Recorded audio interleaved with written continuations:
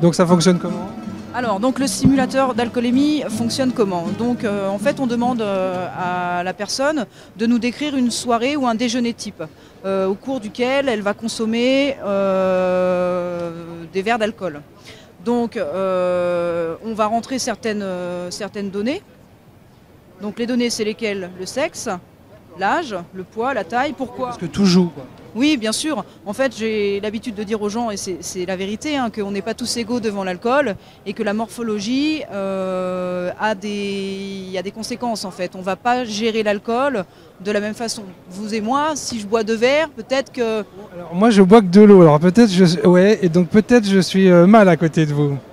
Oui, non, Je bois pas du tout d'alcool. Ah ouais. pas du tout d'alcool. Bah, moi, il m'arrive, hors service, de boire un petit peu d'alcool, mais c'est vrai que la morphologie joue beaucoup au niveau... Par contre moi qui en bois pas, évidemment je suis plus vite sensible, j'imagine. Tout à fait, en effet, il y a aussi ce qu'on appelle la force de l'habitude qui peut en effet avoir des... Bien sûr, tout à fait. On n'est vraiment pas tous égaux devant l'alcool. Donc après, cette personne nous dit, bah voilà, je prends l'apéritif, je vais consommer 2 apéritifs, puis je vais m'installer, je vais prendre le repas, je vais consommer 2 verres de vin, et puis ensuite on me propose le digestif, je prends le digestif.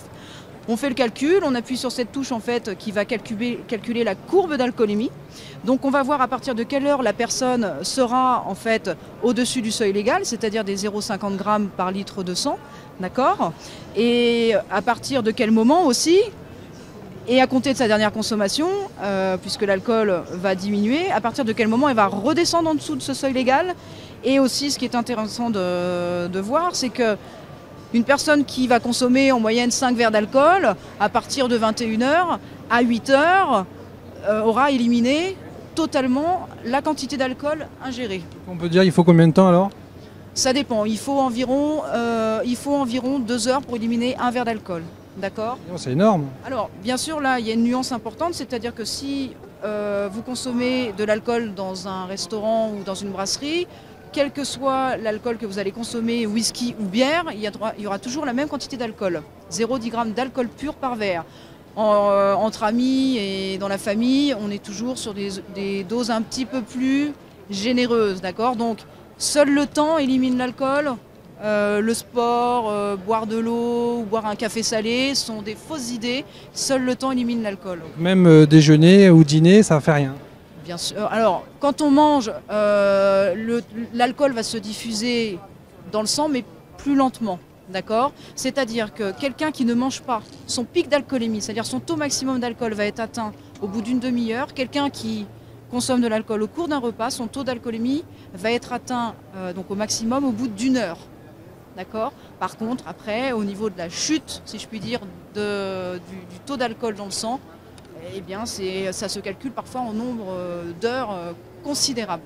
Voilà. Alors qu'est-ce qu'on peut dire de vous à moi, les Français boivent beaucoup? Alors ça, je dirais que... En conduisant, évidemment. La terre entière consomme de l'alcool. Je pense que les Français sont des bons vivants. Historique, ça. Tout à fait, voilà. Maintenant, il y a des gens qui sont... il y a de tout, il y a des gens qui sont dans l'excès. Mais c'est vrai que sur le salon, il y a beaucoup de monde qui vient, ce qui permet un petit peu de cibler. Il y a des gens qui connaissent un petit peu la réglementation et qui aussi se connaissent. Donc vont pouvoir gérer un petit peu leur consommation d'alcool et vont être patients, donc vont attendre avant de reprendre la voiture. Et puis après, il y a les gens qui pensent que sous l'effet de l'alcool, ils peuvent reprendre la voiture. Pourquoi? Parce qu'ils ont peut-être plus l'habitude de boire de l'alcool et ils se sentent capables de prendre la voiture. Et là, on est là pour leur expliquer que qui que l'on soit, de toute façon, les effets de l'alcool sont là.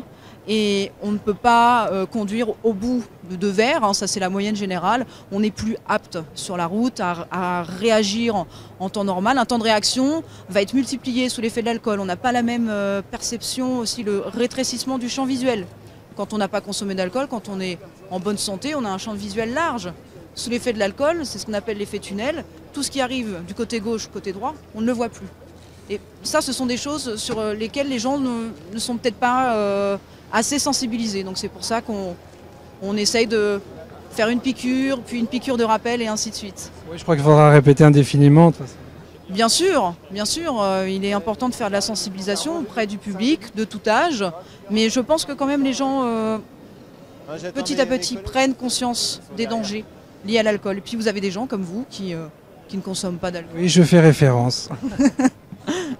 On est plus nombreux et vous savez, dans les soirées, on pense pas à nous. Hein. Ça, c'est la petite anecdote. Les gens, ils vous oublient toujours de vous servir votre verre d'eau. Il n'y a pas d'eau gazeuse au frais, quel dommage. Alors chez moi, il y en aura, vous serez le bien vu. Très gentil.